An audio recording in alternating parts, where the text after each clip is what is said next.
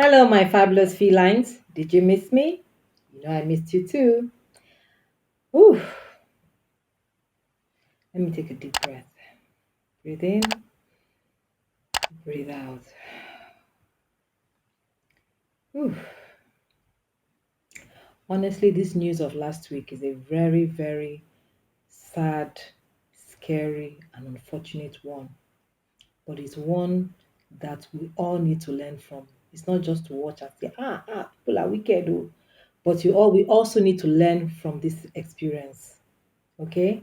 Why I'm personally doing this video is because I too personally was almost a victim of femicide, okay, from a friend as well. So it's something that is I can totally relate to what Shanquilla Robinson went through, and I went through it at the same age she also went through it. But I thank God I'm alive to tell my story. And I pray that what I have to say, a lot of young women and even mature women as well will learn from it and be able to identify the warning signs before you are put in that situation to be, to be put in that demise. So let me do my eye makeup. When I get back, we'll talk more on my experience. I wanted to just do only my eye makeup, but I ended up doing, my full glam makeup. But it's all good. Do you like? Do you like? Do you love? I know you like it. I know you love it. So let me just read the first and second paragraph of this article by the Daily Beast on their own findings on Shanquilla Robinson's demise. It says here, after 25-year-old Shanquilla Robinson DEI, DIED while vacationing in Mexico last month, the friends who were with her blamed it on alcohol poisoning. But Mexican authorities told the Daily Beast on Thursday that the North Carolina hairdresser's DEATH is now being investigated as a HOMICIDE. For those of you who know that this platform doesn't permit me to you just to read out certain words, so I have to spell it out than to read it out. So please bear with me, okay? The development also contradicts a previous statement by the US State Department that said the available evidence did not necessarily show proof that Robinson was MURE, MURE, MURDERED. Initially, the investigation file was opened as a femicide. The State Attorney General's Office for the Northwest Mexican state of Baja Sur said in an email using the regional terminology of a certain classification of a HETE crime. If the investigation does not indicate Robinson was KILLED because of her gender, it will be reclassified as a standard HOMICIDE. A spokesperson for the AG's office said, adding, the simple fact that the victim is a woman does not determine that it is all femicide. Robinson, who ran a successful hair braiding business in Charlotte, did late last night, under mysterious circumstances while in San Jose del Cabo. Please, my Spanish speaking viewers, please permit my pronunciation. I don't speak Spanish yet, so please bear with me, okay? With six friends to celebrate one of their birthdays. The group was staying at a luxury five-bedroom villa priced at $1,600 a night and up, and decided to stay in on their first night in town. A personal chef prepared dinner for the travelers, and Robinson said everything was fine when she called her mom to say she had arrived safely and would be back in touch the next day. Local outlet WJZY reported. Less than 24 hours later, Robinson was DEAD. So this is just basically the first two paragraphs. Like I said, I will read out on this report by the dailybeast.com.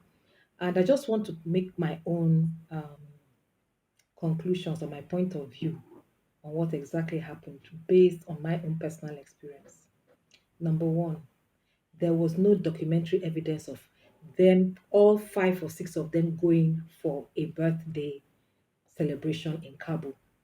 No single one of the six persons posted on their social media when they were leaving their homes for the birthday, when they were in the airport, when they entered the plane, when they were on the plane, when they alighted the plane, when they were on the way to the hotel, when they were in the hotel, when they had the dinner, the first night of their stay in the hotel with where the chef prepared for them. Absolutely no documentation whatsoever was posted on social media by any of the six of them. That alone is a red flag. That alone is a red flag. And from further investigations, it showed that out of the six of them, it's only Shanquilla that seems to be doing financially okay. So most likely, it was Shanquilla who paid for that birthday based on my own assumptions. Okay, those friends of hers who were perhaps neighborhood friends or childhood friends did not were not making as much money as she was. So there was a disequilibrium in their friendship, in their association. I won't call that a friendship, that's an association. Okay, and those are acquaintances. That's number two.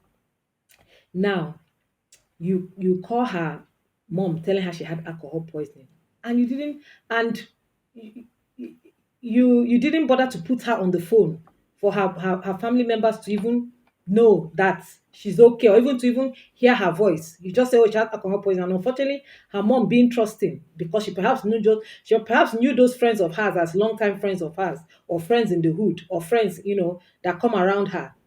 You understand? Trusted them. That's number three. So a lot of things obviously didn't add up. But it really shows you the extent at which people would go to commit a crime in this modern world we are living in.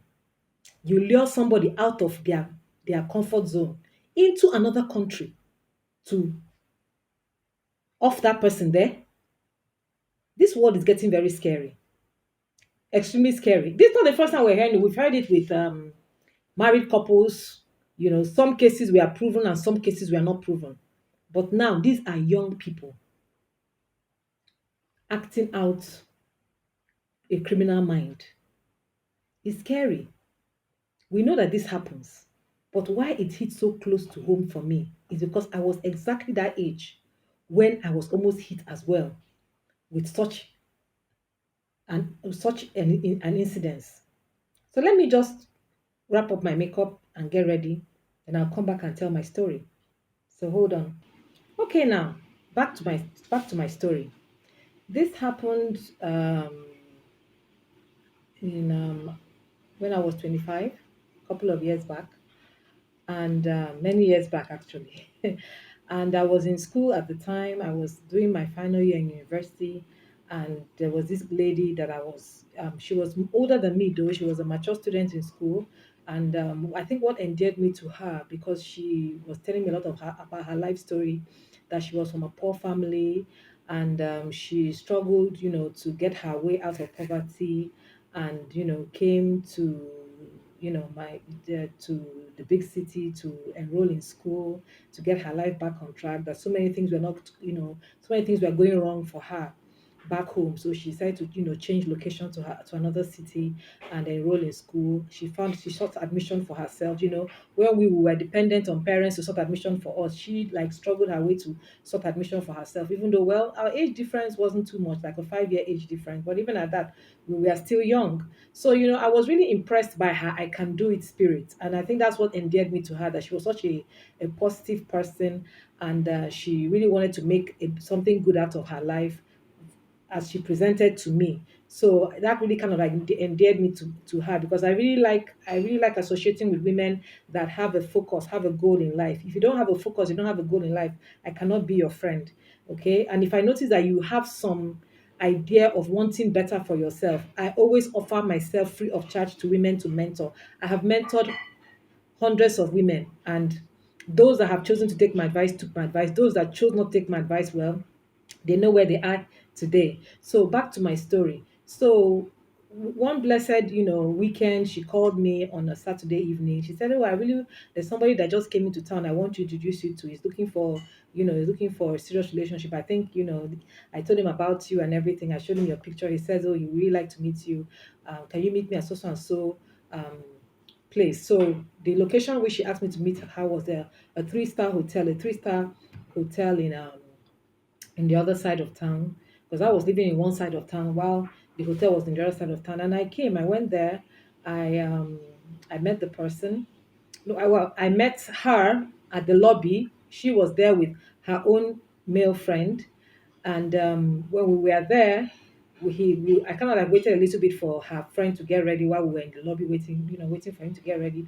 After that, when he came out, he now said, "Oh, she now asked, oh, what of your friend that I told my friend to come out to meet." He now said, "Oh, that the friend wasn't staying in the same hotel with him. He was staying in a five-star hotel, not too far from where he was." So we kind of like went there, and I met the guy, and we were talking and everything. He just came in from from the US and all that, and he was trying to relocate. He was trying to settle down in Nigeria. He's just coming in for like the second time, trying to settle down in Nigeria and all that and all that. So we all got talking. We all, got into the vehicle, went for dinner somewhere, and it was a really nice outing. We all like, we are chatting, we're all like talking, having a good time, vibing and all that. We all four of us. So, um, being that they were visitors, they weren't there, they weren't in town with their vehicles. I didn't have a car at the time myself. My friend's car, you know, um, got stolen at the time because she had a car when we were in school, but somewhere along the line, the car got stolen. And so all of us didn't have a car, but we all went out that day with the taxi. So we now called another taxi to like drop everybody off. So her own house was closer to where we all had dinner. So her friend now said, okay, let them drop her first. Then all of a sudden, she just flared up in the taxi. Why should they drop her first? Why should they drop her first? Why should they drop her first? No, no, they should go and drop me first. And her friend was like, why should they drop me further? I live in the other side of town. So, and she is just like 10 minutes away from where we all had dinner, So let them drop her first. Do you know that she was still arguing? She was still arguing. In fact, was at the top of her voice. She was now like in rage. She was now like in rage. But at this point now, I shrunk. I was like, I was like, you're the one that brought me to this whole arrangement. And now you're the one that's acting up. You're the one that is not behaving yourself. You understand it? So I didn't say a word. So the taxi himself put mouth. Say, Madam, no, I cannot burn my fuel like that. I am going to drop you first. So the taxi started going towards her neighborhood. Right from that moment till she got to her house, this lady was ranting like a mad woman. She was ranting like a mad woman. Ranting on the taxi was ranting back at her. I was, like I told you, I was like, let the earth just open up and swallow me because I was ashamed. I was embarrassed. I had never seen her exhibit such behavior before. They dropped her off. They dropped her friend off at the hotel. They dropped the other guy at the hotel, and the taxi now took me last. So I got home. I was so upset. I didn't bother to call her to know ask what exactly that was all about, because the guy had those two guys were like, you understand, we are like looking at themselves and like, you understand, murmuring under their voices. So I just didn't even want to call her and ask her what that was all about. So I went home. I had my shower. I went to bed. When I was asleep, I had a very weird dream, extremely weird dream. And in the dream, she was cooking food for me to eat. When she brought the food, I ate the food. I was now complaining, I'm having stomach ache, I'm having stomach ache. And I collapsed and I didn't wake up. Yeah, that was my dream. So when I woke up, I called a friend of mine. I narrated to my friend what exactly transpired that night. Somehow, this friend of mine was not comfortable with her all the while I had been friends with her. This my classmate, my course mate. She was not comfortable with her. She said, This lady acts weird sometimes. I'm not really sure it's somebody you need to feel be comfortable with. But I just thought, it's all this female rivalry type of, you know, thing that goes on with women being competitive. Because I'm not a competitive woman, but a lot of women out there are.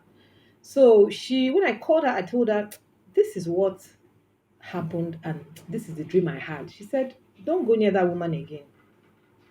Because that friend of mine she also gets very spiritual. She said, don't go near that woman again. That dream is not ordinary. That dream means that there's danger ahead. Don't go near that woman again. Cut her off as your friend.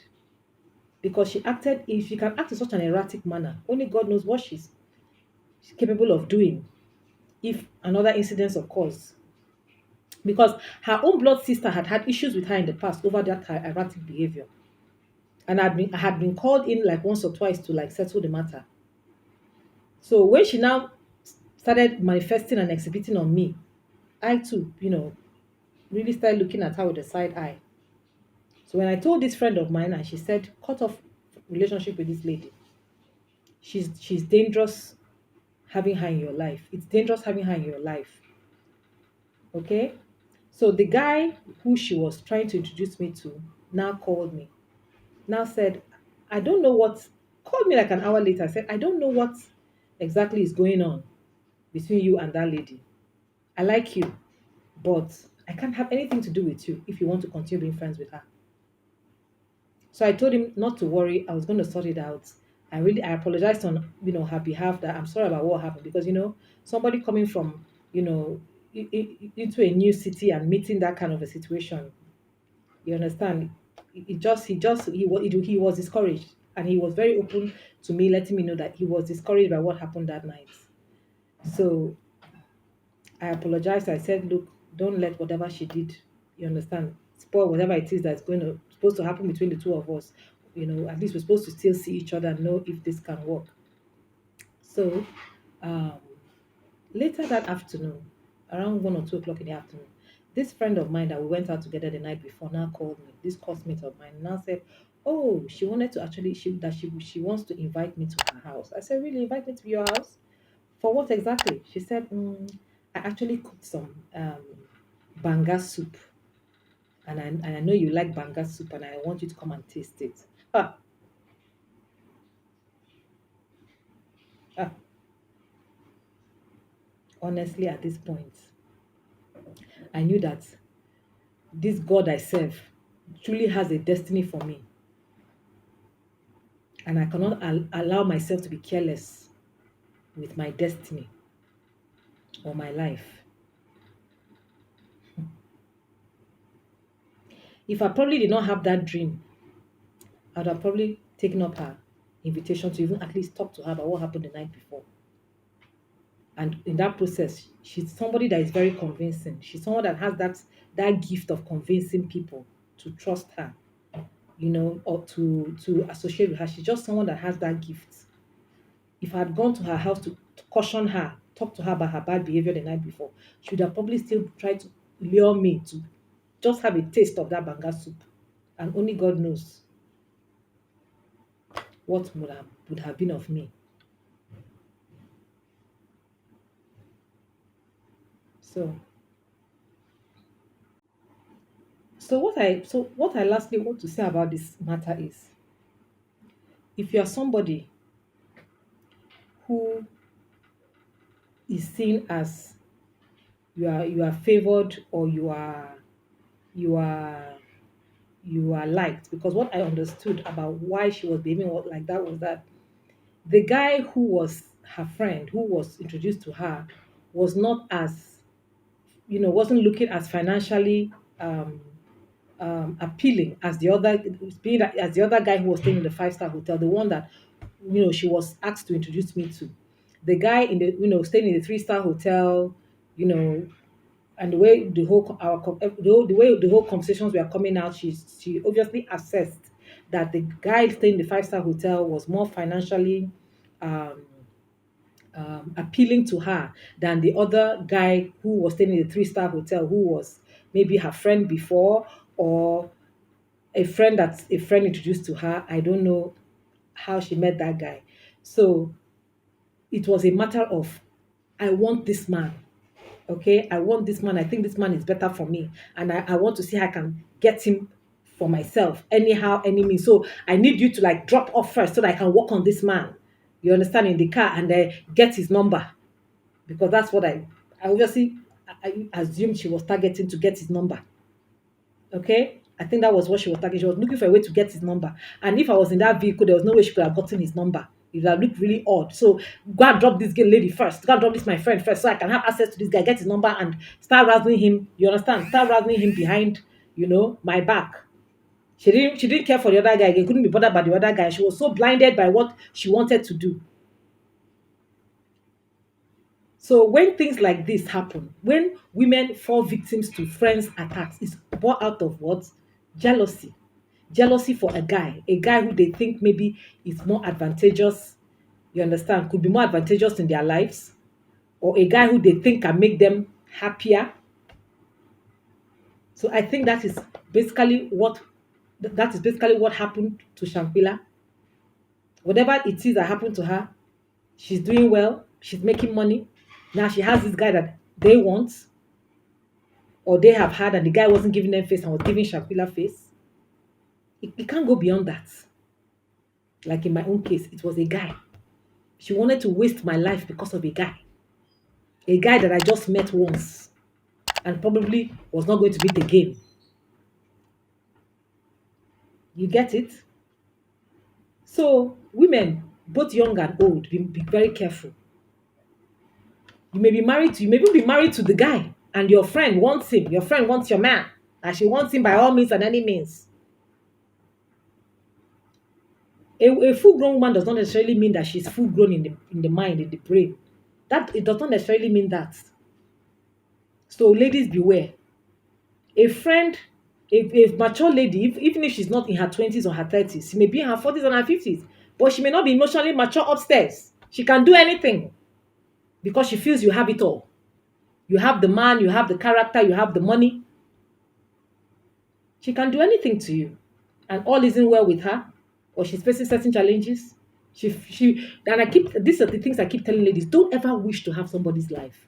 That is the beginning of your end as a human being, as to your own happiness.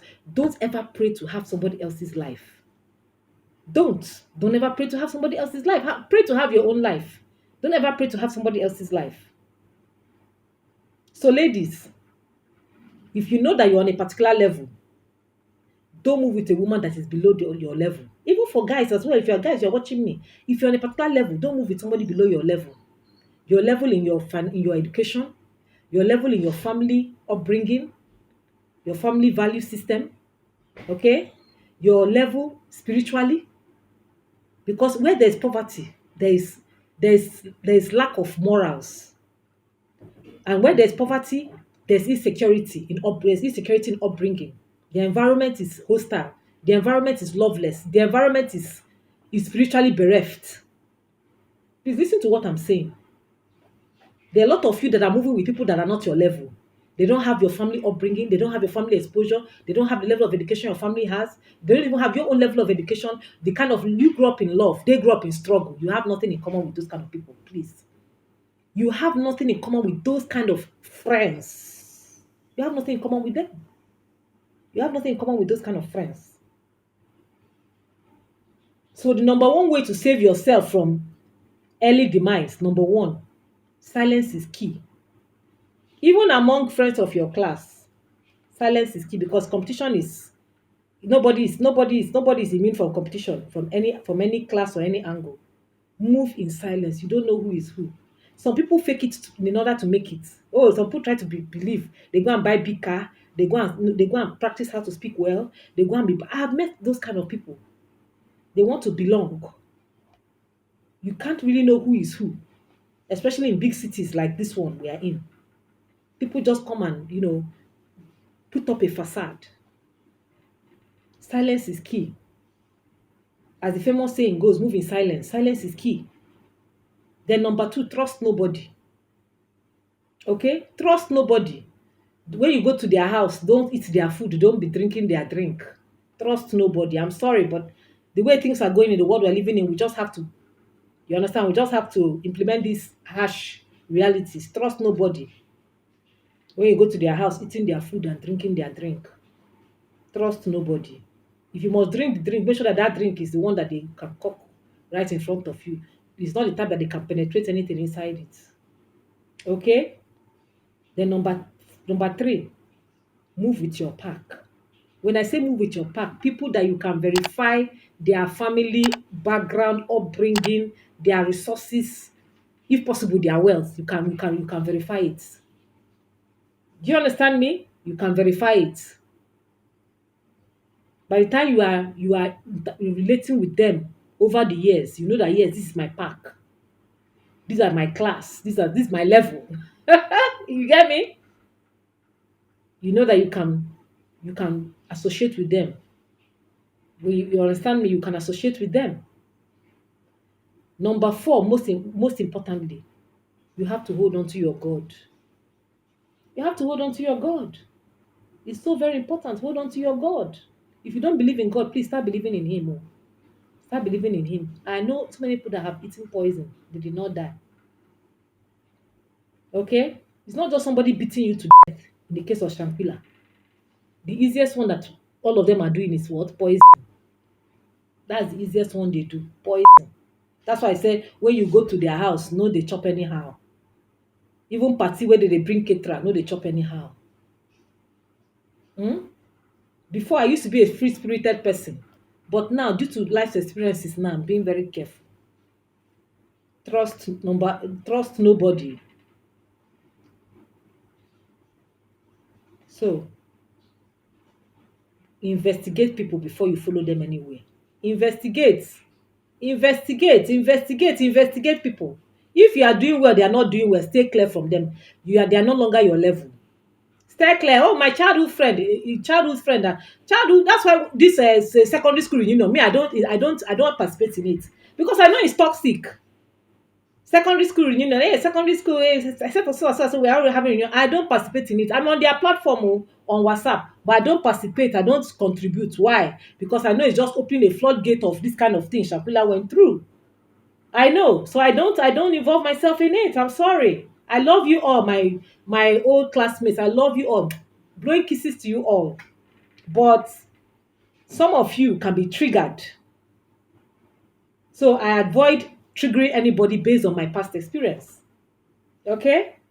So until next time, my fabulous felines, take care of yourself, remain blessed, and see you next time. Bye.